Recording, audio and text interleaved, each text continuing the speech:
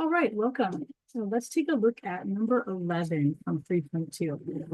I'm sorry, I'm just getting my voice back, so it's a little raspy. So hopefully you can bear with me on that. All right, so the very first thing we want to do on this problem is we want to get it into standard form. So the standard form for a quadratic looks like this. So you can see we want to get it from highest exponent down to lowest exponent. So 2, 1, and then none. And we want this equal 0. Okay. So I'm going to try to work on that. And I'm going to do it by bringing this 54z over and placing it right there. Now remember, whenever you bring something across the equal sign, you have to change its sign. Because remember what we really did is we had to subtract 54z from both sides. So that's why it's going to end up as a minus 54z. So that means there'll be nothing left on the right-hand side since we moved that 54z over. So now we're going to go ahead and use the quadratic formula. So I'm going to write it down. You know, it's normally x equals negative b, right? But there's no x's here. So it's z equals negative b plus or minus the square root of b squared minus 4ac all over 2a. Now we're going to go ahead and fill in. Got some big numbers here. I might be busting out my calculator here in a second. So I'm not used to things like negative 54 and 79 being in there. So this is screaming calculator. All right, so here we go. Negative 54. That's a big moment. That one often gets messed up because of the double negative. So big moment right there. Don't forget your parentheses around this negative 54, especially if you're going to use your calculator.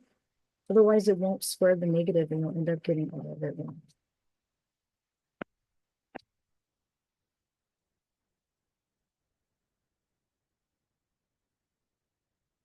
I always like to take a second and just kind of double check it. So give me a moment to make sure I substitute everything in correctly. All right, it's looking pretty good. I'm going to move this up because I think I'm going to need a lot of space. All right, so the two negatives are going to turn into a positive. So this will be a positive 54. Now, I'm just going to go to my calculator. Let me go ahead and do the 2 times 9 in the bottom to get 18. But I'm just going to have my calculator basically do all of this math for me. The point in me doing that by hand. So negative 54 squared minus 4, 9, 7. All right, let's see what it says. Okay, so it says 72 for all of that.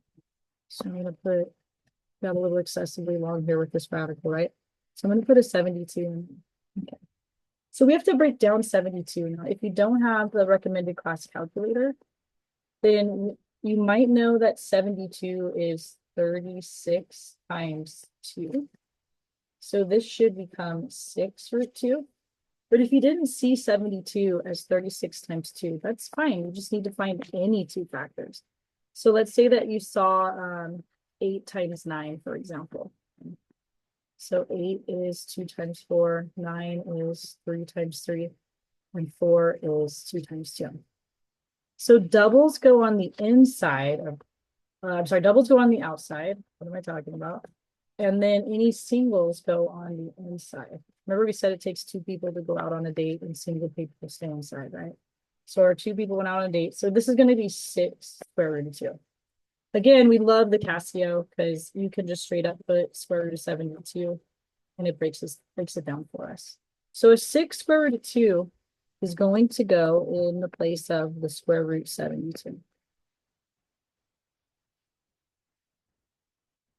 Now we need to make sure that we divide all 3, the eyes and nose of our smiley face, right? I had a teacher who used to say that. That all 3 of them get divided by the same number. Don't just start canceling like 2 and being like, oh, I'm going to cancel these guys. It has to be all 3 or else you will not get the correct answer. So I'm noticing that 6 divides into all of them. So 6 goes into 54 9 times, 6 goes into 6 once, and 6 goes into 18 3 times.